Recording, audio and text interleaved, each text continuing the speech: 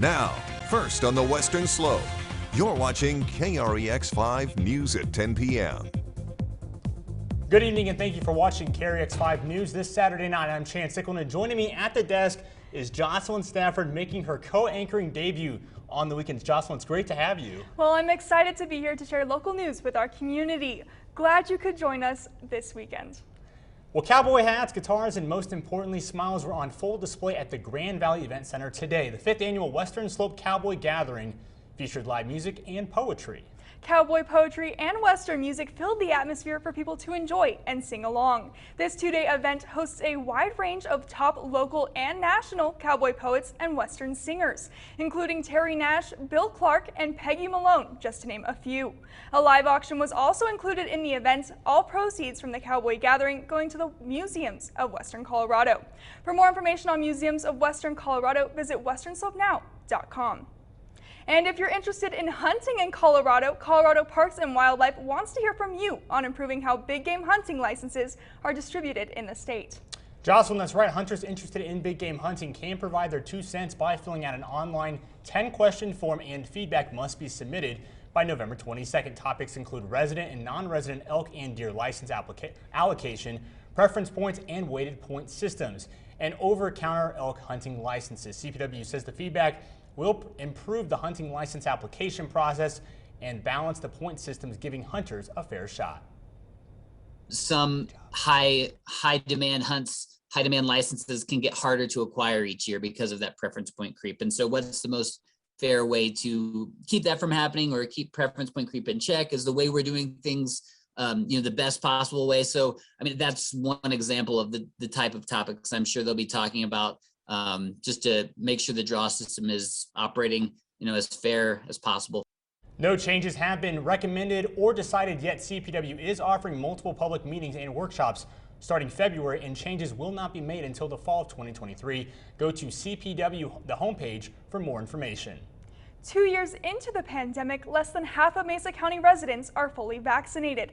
It's a statistic that continues to worry local health officials. Booster shots are now available for people who've had at least 2 doses of the Pfizer or Moderna shot or 1 dose of the Johnson & Johnson vaccine. The question you might be asking yourself at home, can I get a booster shot from a different maker than my first 2 shots? KREX5 spoke with a local health official to see how people should sign up if they are eligible and meet the requirements.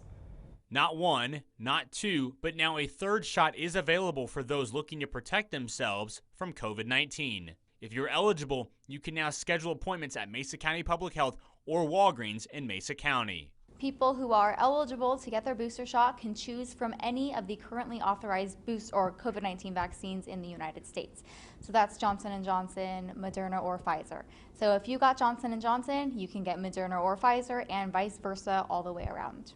If you received 2 doses of the Pfizer or Moderna, you must wait 6 months after your 2nd shot before you're eligible for a booster. If you received a first shot of Johnson & Johnson, you must wait 2 months after your first shot before you're eligible.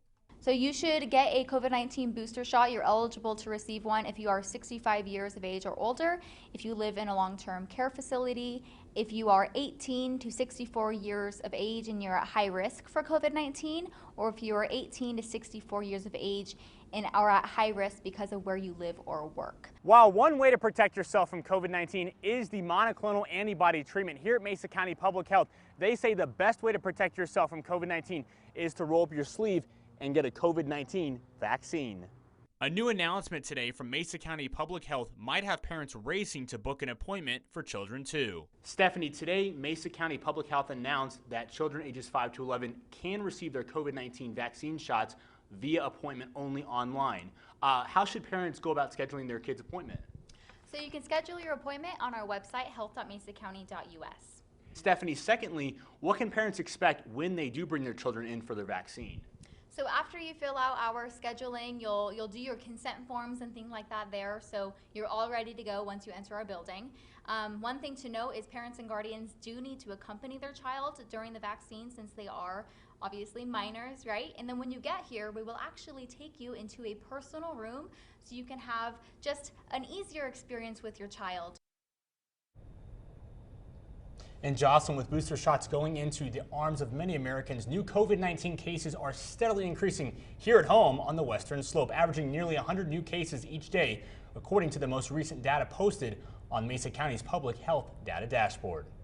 The most recent data shows 180 new positive cases of COVID-19 in the last 24 hours.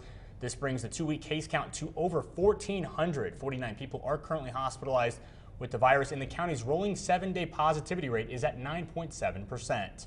County data also shows 21 COVID-19 related deaths in the last 2 weeks. 82% of those individuals were unvaccinated. There are 51 new hospital admissions in the previous 2 weeks. 86% of those hospital admissions are from the unvaccinated.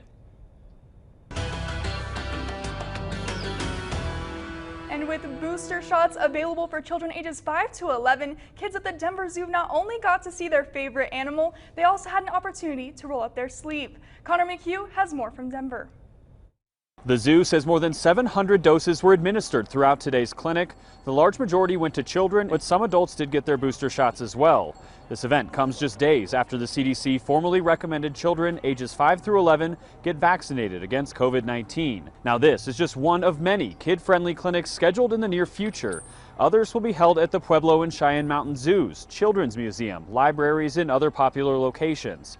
The whole idea, the state health department says, is to ensure parents don't need to make major adjustments to their family's busy schedules. Some of the kids we spoke with appreciated the unique location as well. It's nice to know that I am now free from the COVID-19 virus and I can now go back to the things I love doing.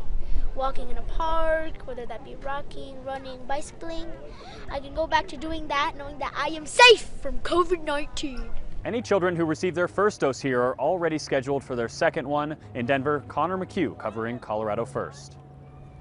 Still to come here on KREX5 News, your full weather forecast plus a concert in Houston leaves 8 people killed. We've got all the details for you.